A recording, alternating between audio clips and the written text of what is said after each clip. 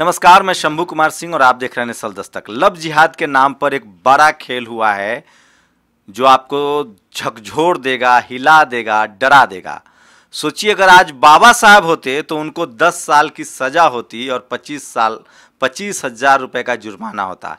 UP सरकार ने एक अध्यादेश जारी किया है, गवर्नर साहिबा ने उस पर दस्तखत कर दिया है और वो 2020 के कानून का इम्प्लीमेंट हो गया है, जिसको लव जिहाद के नाम से आपको प्रचारित किया जा रहा है। आपके दिमाग में डाला जा रहा है कि अगर किसी SC ST OBC की महिला से कोई मुस्लिम शादी करता है युवक तो लव जिहाद माना जाएगा। लेकिन चीज़ें अलग है। ये कानून मेरे हाथ में है, जब आप इसको पढ़िएगा तो आप सन्न रह जाइएगा। इस कानून में साफ साफ लिखा है कि धर्म परिवर्तन, दुर्व्यसन, बल, असमयक असर, परपीड़न, प्रलोभन द्वारा जिस तरह से 1956 में 14 अक्टूबर 1956 में बाबा साहब ने SC ST OBC माइनॉरिटी, जिनको हम बहुजन कहते हैं, बुद्धमय भारत का सपना देखा था। आज हजारों शेड्यूल कास्ट, शेड्यूल ट्राइब, पिछड़े समाज के लोग, सोचिए, सोनेलाल पटेल अगर आज होते तो वो जेल में होते। उदित राज अगर आज धर्म परिवर्तन कर ले तो जेल में हो जाएंगे।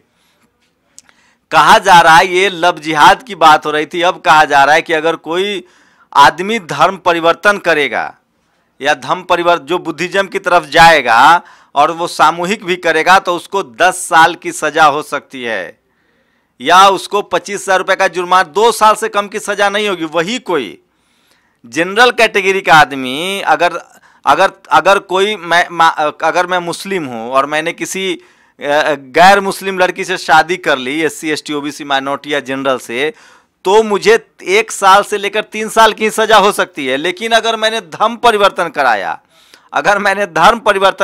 मान लो राजरत्न अंबेडकर ने हाथरस वाले मामले को लेकर वाल्मीकि समाज के लोगों ने धर्म परिवर्तन किया, वो बुद्धिज्म की तरफ गए जो कि उनका असली धर्म है।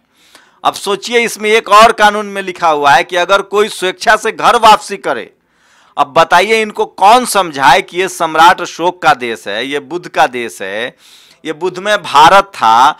पुष्यमित्र शुंग से पहले सारा भारत बुद्धमय था, सारे बुद्ध विहार। आपके राष्ट्रपति, प्रधानमंत्री बाहर जाते हैं तो वो कहते हैं कि मैं बुद्ध की धरती से आया हूं।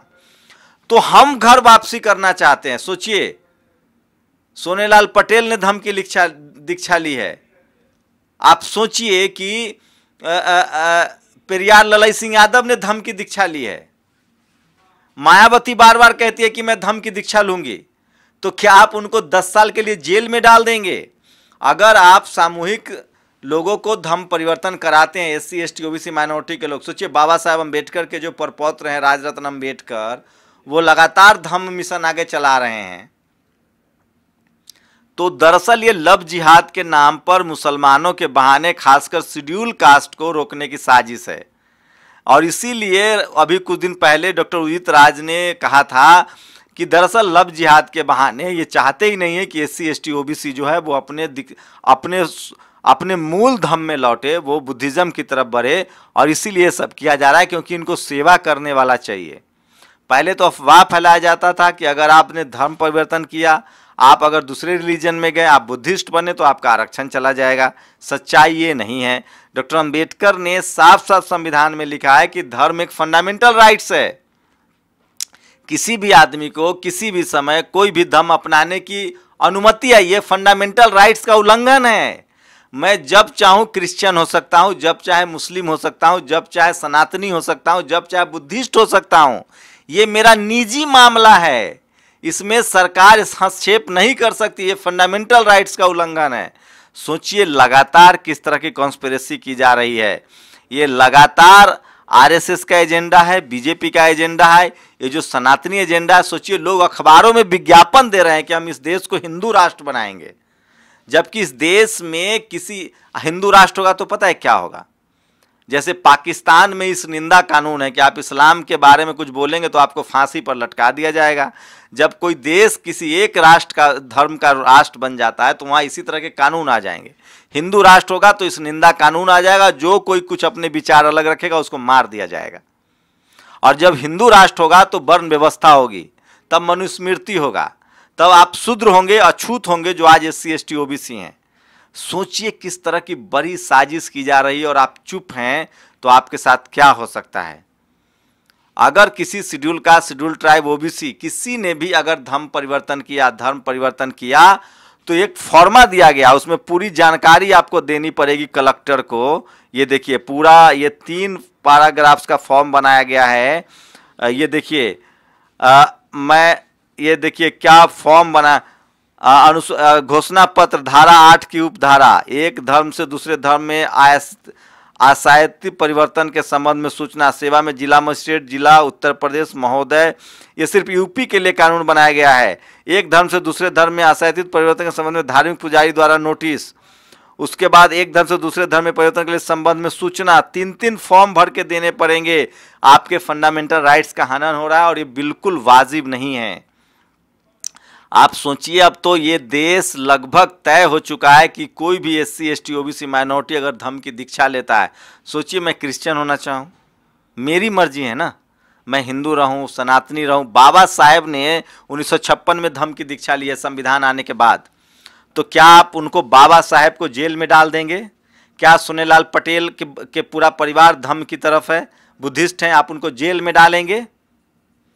तो ये बड़ी कॉन्स्पिरेसी और इस पर कोई बात नहीं करना चाह रहा है। पूरे राजनीति को धार्मिक रूप से CA NRC के में जिस तरह से बिल बनाया गया था, उसमें तो ये था कि सिर्फ इस्लाम वाले को नहीं रखेंगे देश में, अगर CA NRC में आते हैं तो, बाकी बुद्धिस्ट हो, ईसाई हो। लेकिन अब जब अगर आप कोई भी धर्म परिवर्तन, अगर यूपी के निवासी हैं और अगर आप धर्म परिवर्तन करते हैं, अगर आप, लेकिन इसमें एक और दिया गया है, अगर आप हिंदू धर्म में आना चाहते हैं तो कोई बात नहीं है।